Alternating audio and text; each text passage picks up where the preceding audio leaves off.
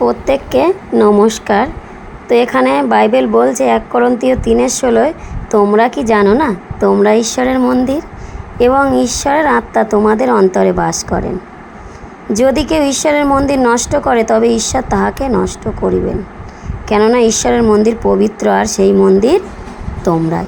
তো এখানে পরমেশ্বর পিতা কি বলছেন, তোমরা ঈশ্বরের মন্দির, তোমরা জানো না।